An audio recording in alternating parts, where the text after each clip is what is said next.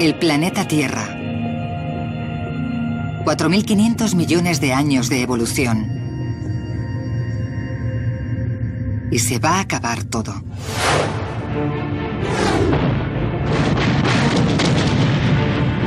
Ya están en marcha unas fuerzas titánicas que destruirán el mundo tal y como lo conocemos.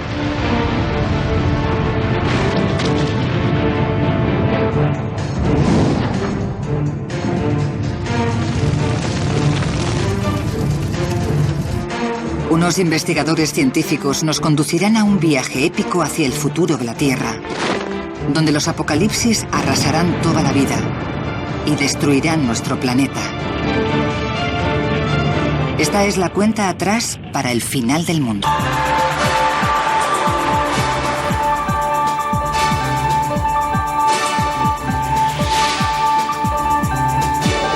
Ciencia al desnudo. La muerte del planeta Tierra. Dentro de 7.500 millones de años, la Tierra se verá consumida por el fuego y se evaporará. Pero para entonces ya será irreconocible, un mundo alienígena sin vida. Mucho antes de su momento final, nuestro planeta podría quedar asolado por no menos de 7 grandes catástrofes. Una a una convertirán las selvas en desiertos. Darán nuevas formas a los continentes y evaporarán los océanos. Otros desastres destruirán la atmósfera, aniquilarán a los animales y destruirán todas las plantas. Y estas no son más que las catástrofes que podemos predecir. ¿Qué pasará con la humanidad? Podríamos ser los primeros en desaparecer. Esta es la historia del final de la Tierra. La primera gran amenaza procede del cielo. Ahora mismo, un pedazo de roca y metal de 9,6 kilómetros de ancho, que viaja a 10 kilómetros y medio por segundo, podría dirigirse hacia nosotros. Podría chocar la próxima semana, el próximo mes o el próximo año, y cuando lo haga, apenas podremos hacer nada. Apenas tendríamos tiempo de advertir la amenaza de un impacto de asteroide. La Tierra siempre ha estado en la línea de fuego. Podría pasar mañana o dentro de 100 millones de años.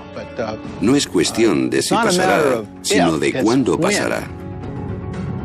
A casi 483 millones de kilómetros del Sol, más allá de Marte, se halla el cinturón de asteroides, los escombros de un planeta que nunca se formó.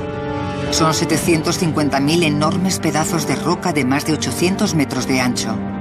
Es una fuente inagotable de munición planetaria.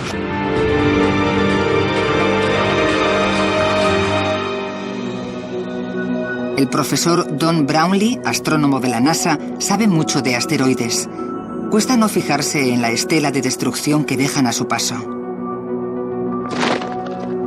Si nos fijamos en la Luna de noche, veremos que está cubierta de cráteres enormes.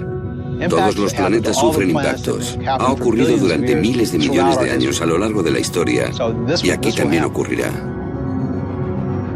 De hecho, ya ha ocurrido. Hace 65 millones de años, un asteroide de 9,6 kilómetros de ancho chocó contra la Tierra. El impacto hizo volar por los aires millones de toneladas de roca y fundió la arena en cristal en una décima de segundo. Fue el impacto que acabó con los dinosaurios, una especie que había sobrevivido 160 millones de años.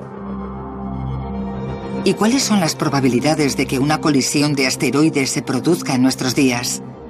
Gracias al estudio de los impactos visibles en la Luna y planetas como Marte y Mercurio, Brownlee ha logrado encontrar la respuesta. La frecuencia de impacto de un objeto de 10 kilómetros procedente del espacio, ya sea un cometa o un asteroide del tipo que aniquiló a los dinosaurios hace 65 millones de años, es de una media de una vez cada 100 millones de años. Cuando un asteroide choca, evapora instantáneamente toda forma de vida en kilómetros a la redonda. La fuerza del impacto resquebraja la corteza de la Tierra y desencadena potentes terremotos.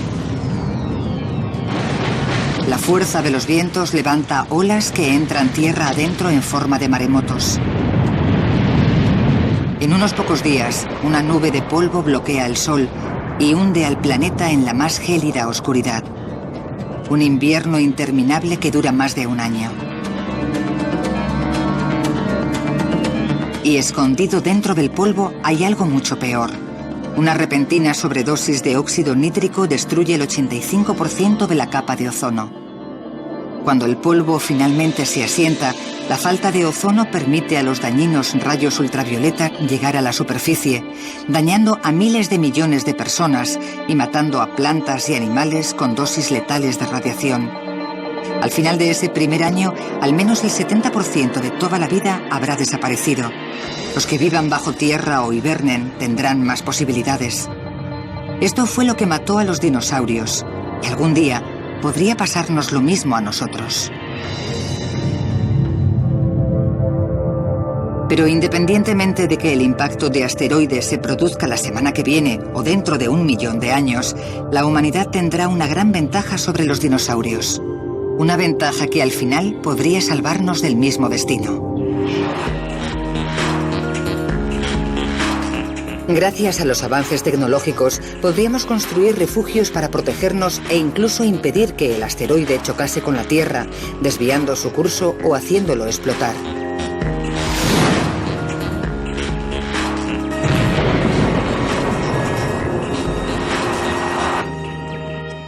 Ahora somos capaces de detectar la llegada de asteroides, predecir cuándo chocarán con la Tierra y finalmente desviarlos. Aunque fuéramos capaces de protegernos a nosotros y a nuestro entorno de un asteroide del tamaño del que barrió a los dinosaurios, ahora sabemos que a mayor distancia en el sistema solar existen asteroides mucho mayores. Y puede que ni la tecnología del futuro sea capaz de protegernos de los daños de un impacto el doble de grande. No saber cuándo chocará el próximo asteroide complica los planes. Y preocuparse no tiene sentido.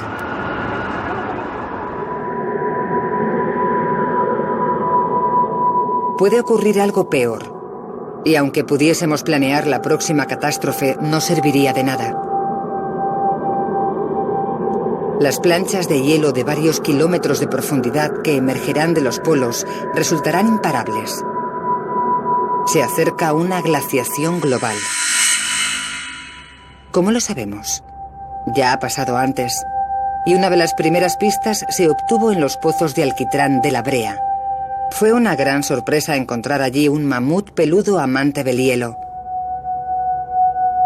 Que apareciera en la calurosa California es un gran misterio. ¿Pudo estar California cubierta de hielo algún día? ¿Podría volver a ocurrir? Para averiguarlo, los científicos necesitan estudiar los cambios de clima remontándose a decenas de miles de años y examinar las capas de sedimento del fondo del mar. El profesor Peter de Menocal, un geólogo marino, está buscando pistas sobre el pasado congelado de la Tierra.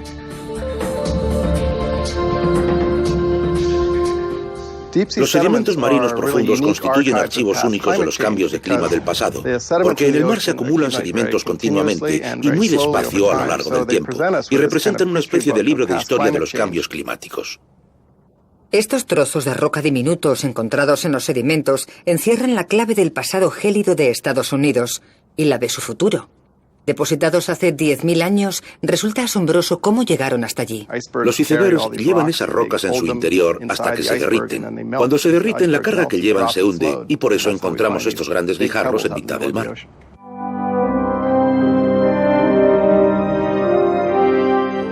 Los icebergs se alejaron flotando de la costa, se derritieron y las rocas que habían traído desde el norte se depositaron en el fondo del océano. Hace 10.000 años, gran parte de Norteamérica se encontraba bajo una edad de hielo. ¿Pero qué causó ese frío extremo? La respuesta no se encuentra bajo los pies de los geólogos, sino sobre sus cabezas, en el espacio exterior.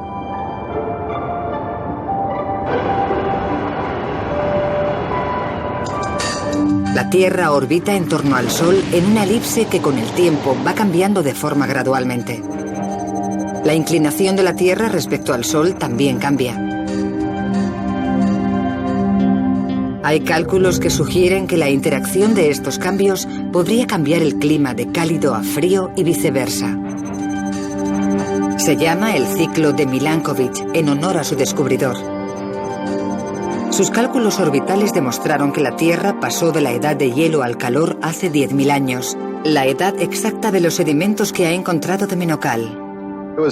Cuando se hicieron públicos los datos, fue asombroso constatar la estrecha correspondencia entre los cálculos astronómicos y los restos geológicos. Nos sentimos abrumados. Pero, ¿qué pasará en el futuro? El efecto orbital se llama ciclo de Milankovitch porque ocurre una y otra vez.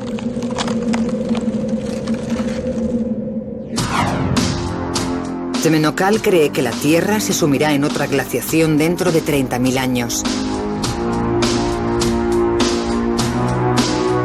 Y si nos guiamos por la última, la próxima será peor.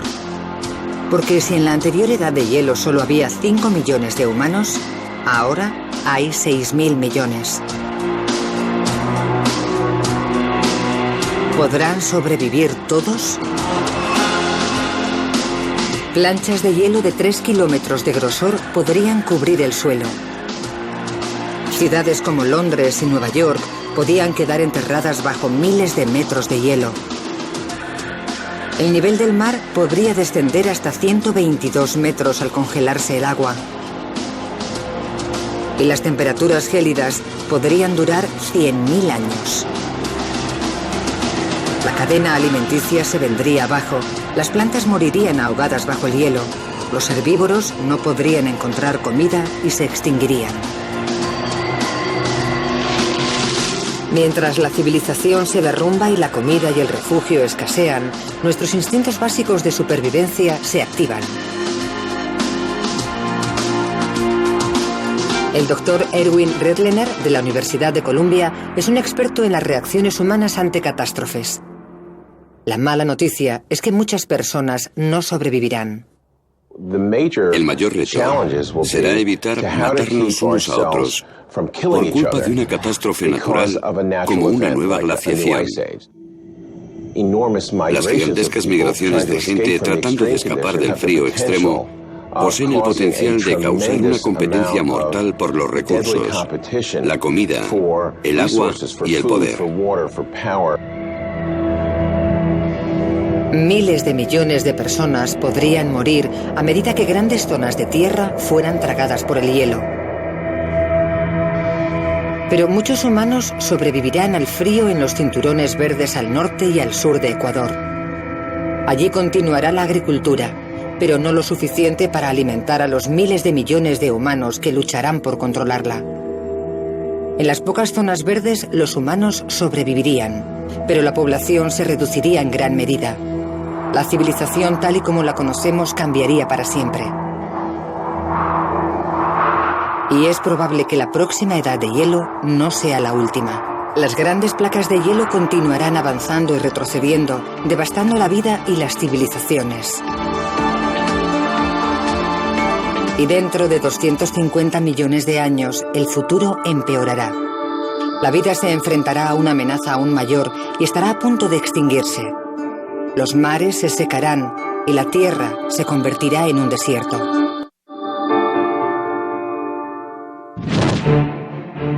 Dentro de 250 millones de años, tras sobrevivir glaciaciones y tal vez impactos de asteroides, llegará una amenaza aún mayor.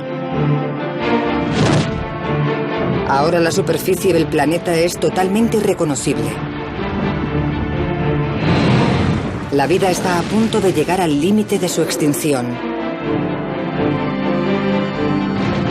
Las causas de esta visión terrorífica del futuro son las mismas poderosas fuerzas que conforman actualmente el planeta. La impresión que tenemos hoy cuando echamos un vistazo alrededor es que las cosas son bastante estables y las cordilleras montañosas bastante estáticas.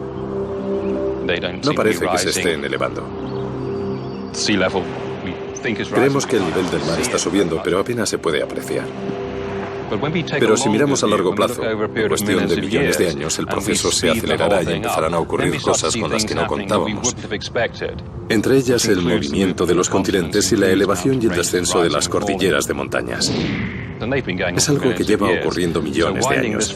Y si avanzamos, nos haremos una idea de lo que podrá pasar en el resto de la película, por así decirlo. El presente se puede considerar un simple plano de una película muy larga.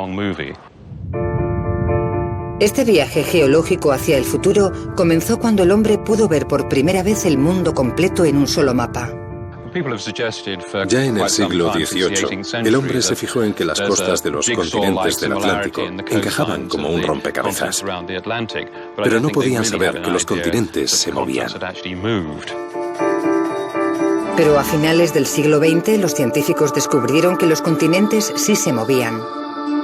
La velocidad varía, pero ahora mismo América se aleja de Europa a un ritmo de 2,54 centímetros al año, aproximadamente a la misma velocidad a la que crecen las uñas.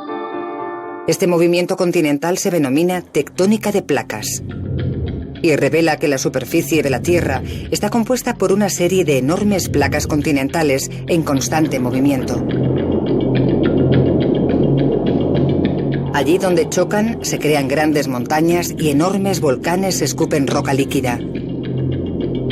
Así se forma la faz de nuestro planeta.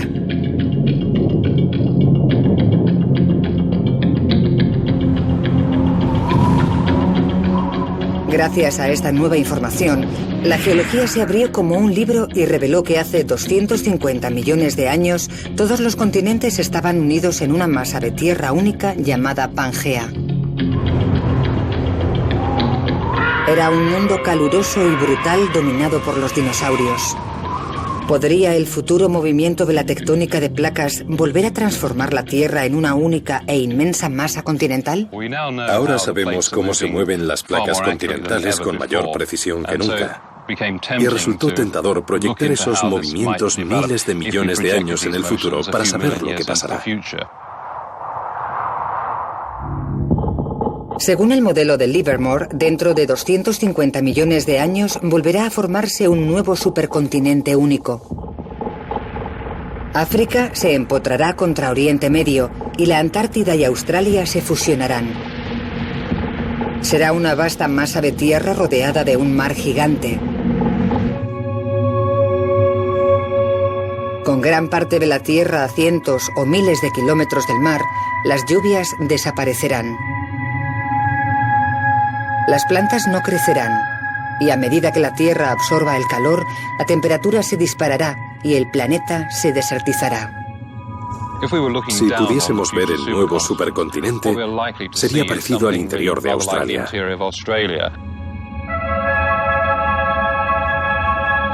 Dentro de 250 millones de años, un desierto cubrirá más de la mitad del Nuevo Mundo.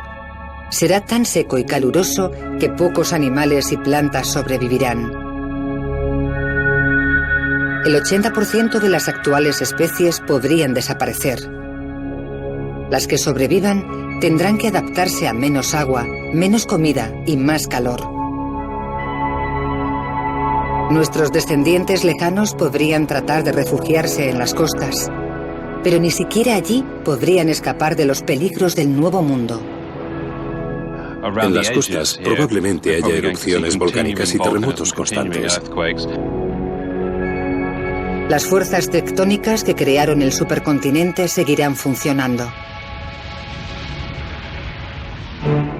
Entonces comenzarán a colisionar y a dividir la Tierra por los puntos más débiles.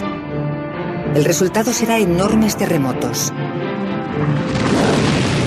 La lava aprovechará esas nuevas grietas para salir y formar nuevos volcanes. La roca fundida se extenderá a miles de kilómetros, incinerándolo todo a su paso. La vida sobre la Tierra será mucho más dura de lo que podemos imaginar. Se producirán extinciones en masa. Pero esto no es nada comparado con la devastación que sufrirá la vida en el nuevo superocéano.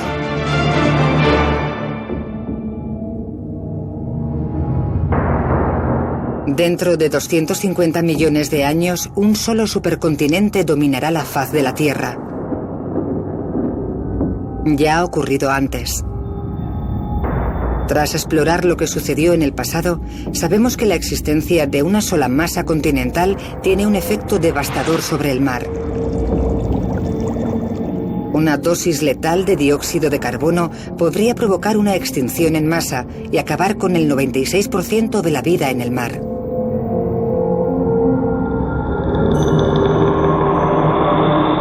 Pero, ¿de dónde procederá el dióxido de carbono letal?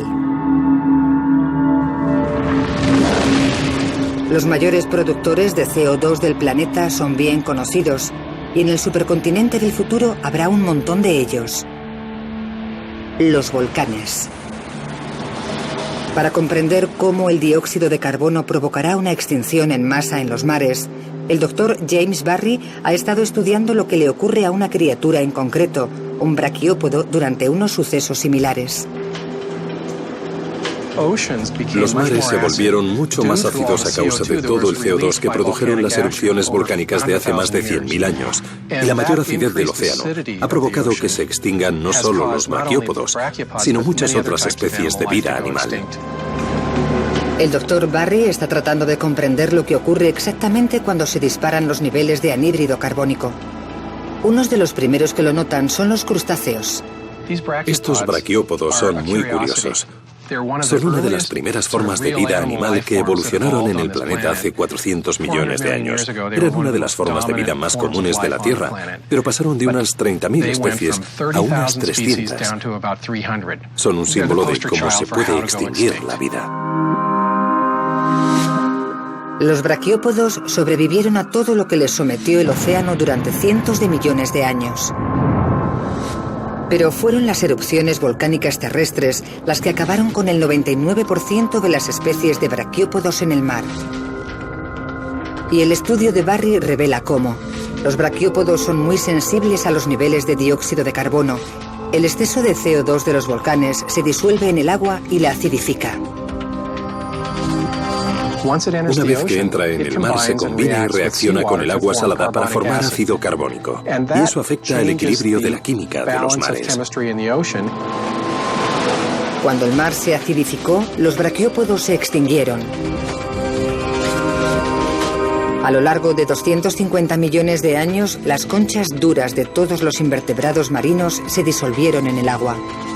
Cuando sus habitantes murieron, desapareció un importante eslabón de la cadena alimenticia. Sus depredadores murieron de hambre y la falta de comida afectó a lo más alto de la cadena.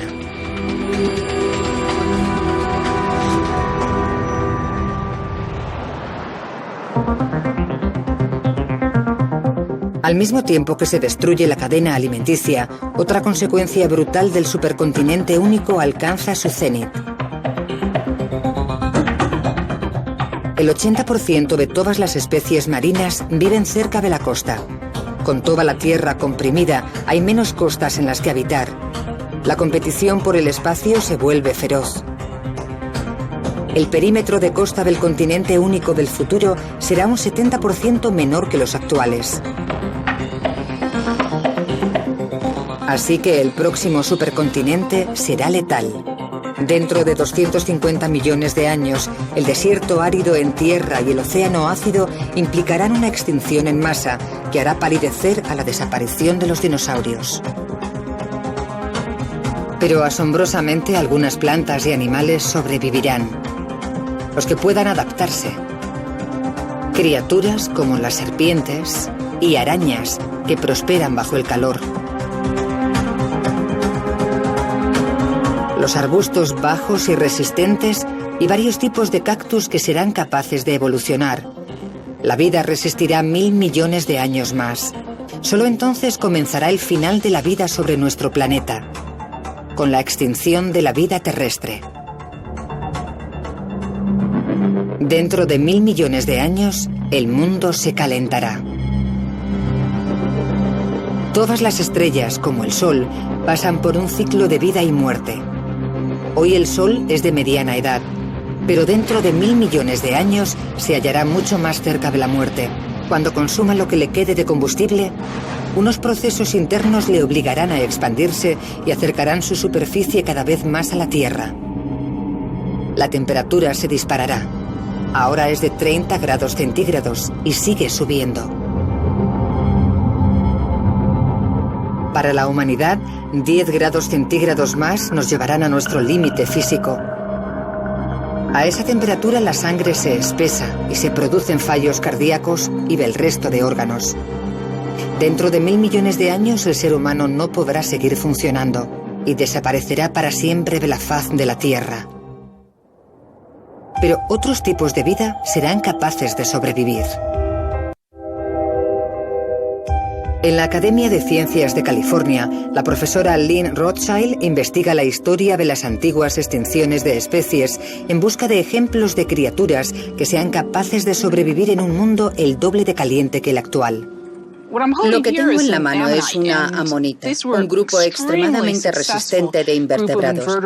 Eran unos depredadores magníficos que se extinguieron al final del periodo Cretácico. No fue culpa suya, estaban muy bien adaptados, pero desaparecieron. Cuando el sol se expanda y el mundo se recaliente, todo dependerá de la buena suerte. Si da la casualidad de que estás mejor adaptado a las nuevas condiciones, sobrevivirás, y si no, mala suerte. Solo las adaptaciones más extremas sobrevivirán. Pero cuando las condiciones empeoren, la vida sobre la Tierra se encaminará hacia su fin. Comenzará con las plantas.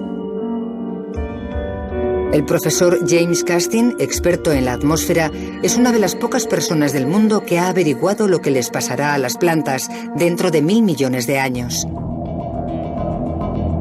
Ha descubierto que una caída drástica del CO2 acabará con la mayor parte de ellas. El nivel de CO2 caerá a la mitad,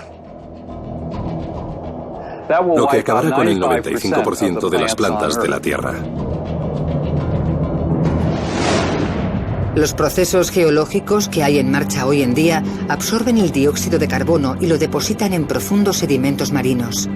Pero como ocurre con todos los procesos químicos, cuanta más alta es la temperatura, más deprisa funcionan.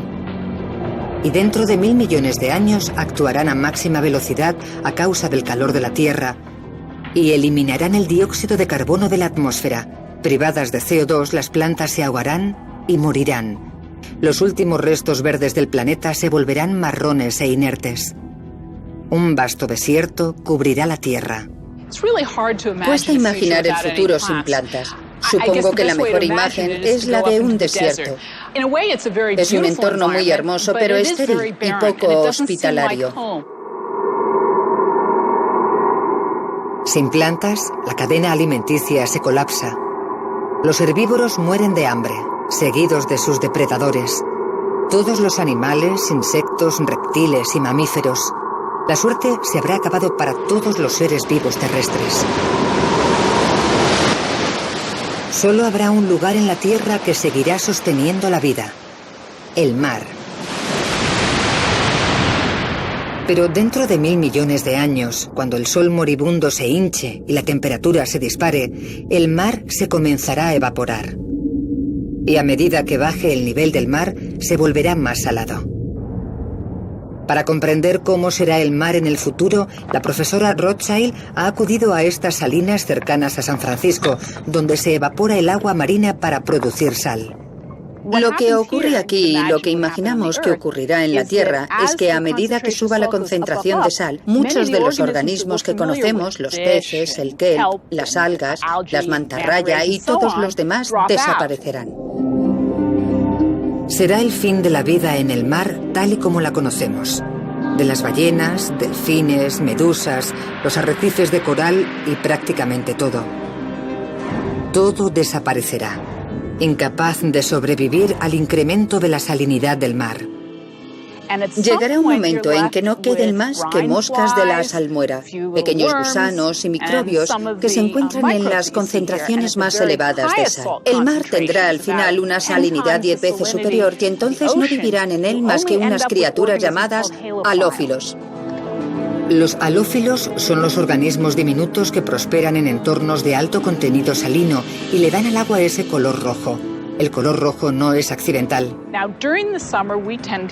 En verano solemos estar más morenos, vamos a la piscina y estamos más morenos que en invierno. Estos organismos también tienen que protegerse del fuerte sol, de las radiaciones ultravioletas. Y en lugar de ponerse morenos, tienden a producir pigmentos rojos, carotinoides. Son el mismo tipo de compuesto que se ve en los tomates y en las zanahorias. Y ese pigmento rojo anaranjado protege a esos organismos de los fuertes rayos solares.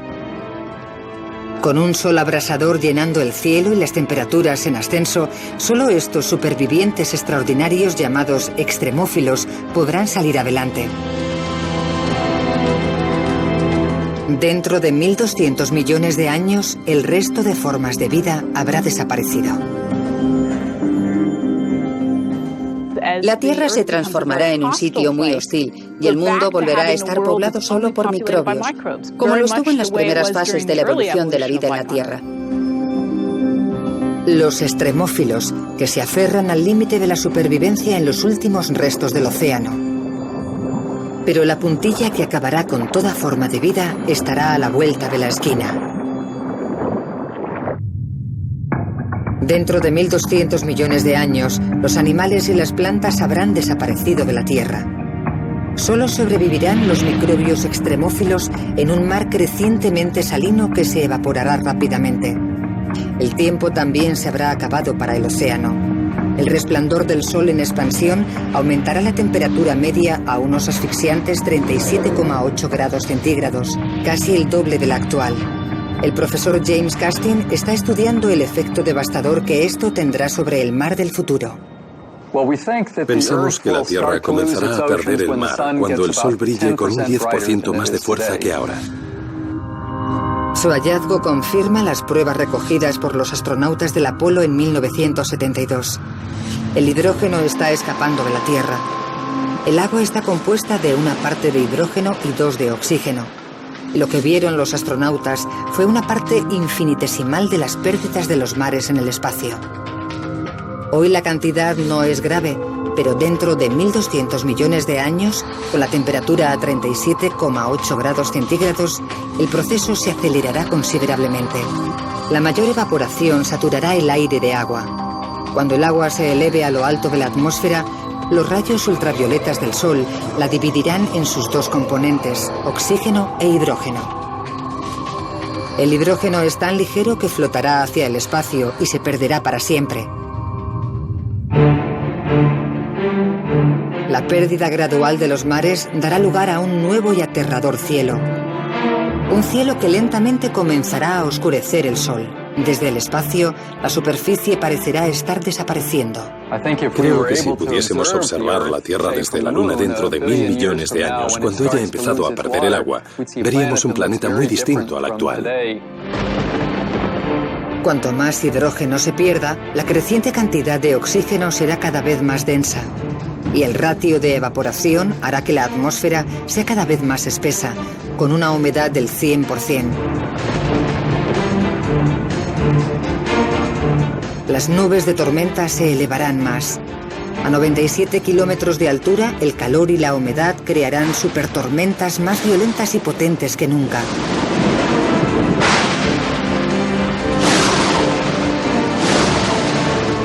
A causa de la gran cantidad de agua que se evapora de la superficie, en la parte superior de la atmósfera se formará hielo. Se producirán granizadas gigantes, pero a causa del calor que hay más abajo, nunca llegarán a la superficie. Será una atmósfera muy gaseosa. Tal vez no sea posible ver la superficie. Y si se pudiera ver la luz ultravioleta, se vería una gran cantidad de hidrógeno escapando al espacio. Sería un proceso visible y notaríamos que algo muy malo está pasando en la superficie de la Tierra. Es un ciclo mortal.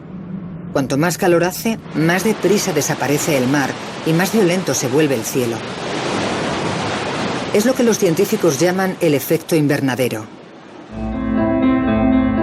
Lo que Castin descubrió fue que el proceso completo de vaciado de los mares duraría menos de 200 millones de años.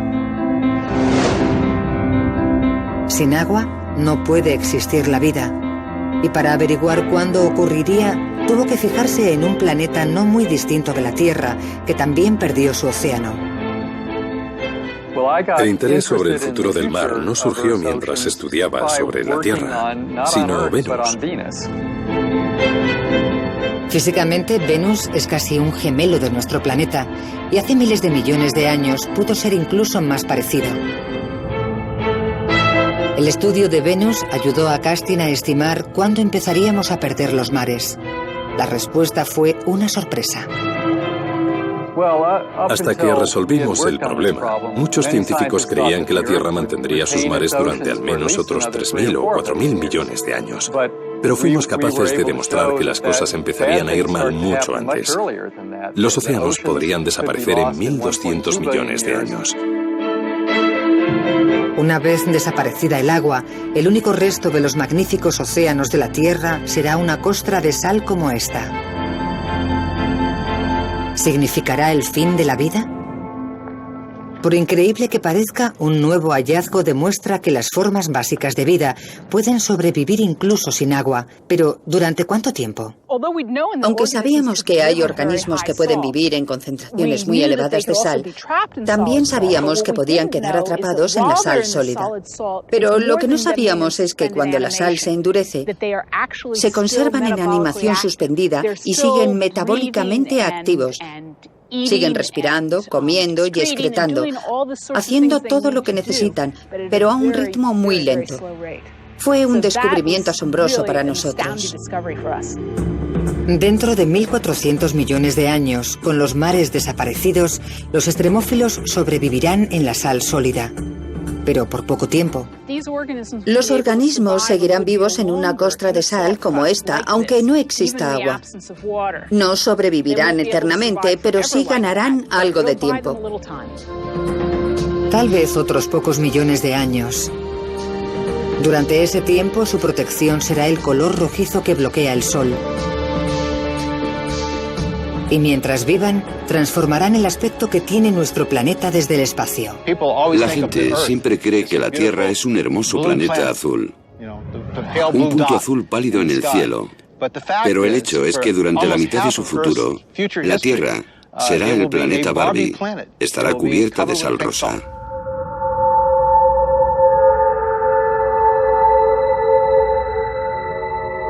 Esta es la Tierra dentro de 1.400 millones de años. Los extremófilos se aferrarán desesperadamente a la vida. Pero las temperaturas, que se elevarán a medida que se calienta el sol, acabarán por derrotarles. Dentro de 1.600 millones de años, la temperatura rozará los 107 grados centígrados. Muy por encima del punto de ebullición. La vida perderá finalmente la batalla. Los últimos extremófilos que quedaban morirán. Será el final de la Tierra rosa. El planeta no será más que un mundo marrón e inerte. A menos que hayamos encontrado un refugio en otra parte, será el fin de la vida en nuestro universo. Durante los 6.000 millones de años siguientes, nuestro mundo muerto orbitará en torno al Sol moribundo. Solo un astrónomo puede atisbar tan lejos en el futuro e imaginar el instante final de la existencia de la Tierra. El doctor Robert Smith, de la Universidad de Sussex, ha desentrañado el destino final de la Tierra. Pero su viaje de descubrimiento dio varios giros inesperados. El proceso empieza cuando el Sol comienza a aumentar de tamaño. El aumento de tamaño del Sol tendrá graves consecuencias para la Tierra. Predecimos que el Sol multiplicará al menos por 200 su tamaño actual. Todas las estrellas están sometidas a un ciclo de vida y muerte. Los astrónomos lo saben porque han observado estrellas en todas las fases del ciclo que vivirá nuestro Sol. Dentro de 7.000 millones de años, nuestro Sol estará agonizando.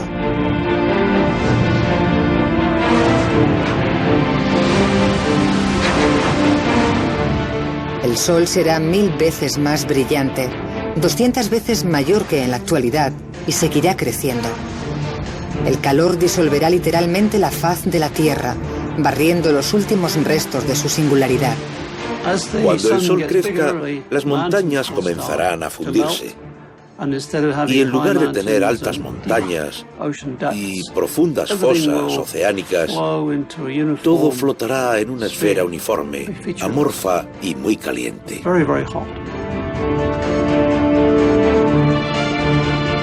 La superficie de la Tierra se derretirá a 1371 grados centígrados. La superficie estará cubierta de metal líquido. Nuestro planeta será totalmente irreconocible, un mundo completamente alienígena. El final ya estará cerca. Pero los cálculos del Dr. Smith revelaron que podría ser posible escapar en el último minuto.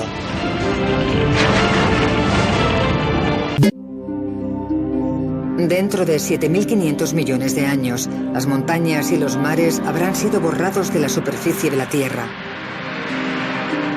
La temperatura alcanzará los 1371 grados centígrados. La vida habrá desaparecido hace 6.000 millones de años. Ahora le toca morir a la propia Tierra. En el corazón del Sol moribundo, el helio ha alcanzado un estado crítico. Se está densificando tanto y sus átomos están tan apelotonados que el núcleo cada vez es más explosivamente inestable. Ya ha adoptado su forma final, un gigante rojo 256 veces mayor que ahora, que llena todo el cielo. Antes de nada, veríamos crecer el tamaño del Sol. Se tornaría más rojo y brillante. Ahora estamos acostumbrados a verlo del tamaño de la luna llena.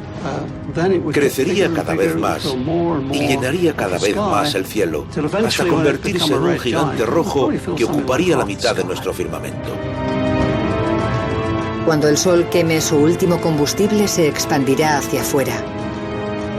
Tendrá casi 322 millones de kilómetros de diámetro y engullirá todo lo que encuentre a su paso. ¿Será este el destino del planeta Tierra? Cuando el Dr. Smith lo investigó, las cifras mostraban que a medida que el Sol crecía, perdía su fuerza de gravedad sobre la Tierra. La cadena se rompería y nuestro planeta vagaría por el espacio, pudiendo así escapar de una muerte terrible. Parecía que Smith había salvado el mundo. Tuvimos la sensación de que habíamos salvado el mundo, y de hecho eso fue lo que dijeron algunos titulares. Pero cuando uno de los compañeros de Smith revisó los cálculos sobre el gigante rojo, obtuvo un resultado radicalmente distinto. Cuando revisamos los cálculos, nos dimos cuenta de que habíamos pasado algo por alto.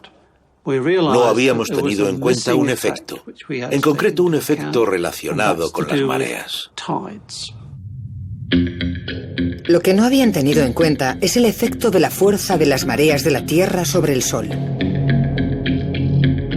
La gravedad de la Tierra crearía un bulto sobre la superficie del Sol, del mismo modo en que la Luna afecta a la subida de las mareas oceánicas de la Tierra hoy en día. Ese bulto provocaría un efecto de arrastre sobre la Tierra y la atraería hacia el Sol. Smith corrigió los datos para averiguar lo que pasaría entonces. No sabíamos qué esperar cuando introdujimos ese efecto adicional, pero confiábamos en que la Tierra pudiera escapar a pesar de las mareas terrestres. Pero Smith anunció unos resultados muy distintos. Eran malas noticias. El efecto de las mareas encadenaba la Tierra al Sol. Cuando revisamos el problema y añadimos el efecto de las mareas, nos dimos cuenta de que en realidad la Tierra no sobreviviría y decidimos llamar a nuestro estudio el día del juicio final. La superficie de la Tierra ya habrá alcanzado los 1371 grados centígrados, suficiente para derretir el metal. Los márgenes exteriores del Sol se dispondrán a engullir nuestro planeta.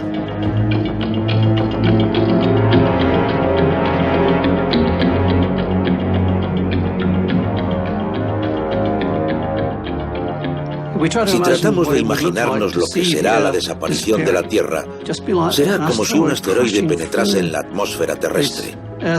Arderá por completo, se vaporizará, desaparecerá y pasará a formar parte del Sol como si nunca hubiera existido. Habrán terminado 12.000 millones de años de historia planetaria. La muerte del planeta Tierra, engullido por las llamas, vaporizado por el Sol, reducido a átomos.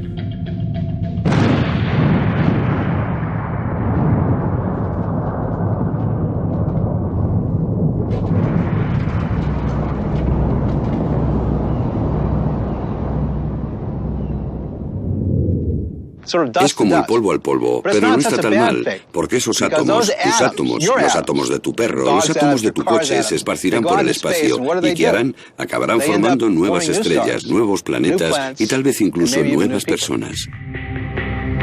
Es un guiño cruel del destino que la estrella que nos dio la vida acabe quitándonosla. Se aproximan grandes cambios, y al comprender lo que le ocurrió a la Tierra en el pasado y lo que le ocurre hoy, la ciencia está comenzando a comprender lo que le deparará el futuro. La muerte de la Tierra ya está pronosticada. Está escrita en su pasado geológico y literalmente también en las estrellas sobre nosotros.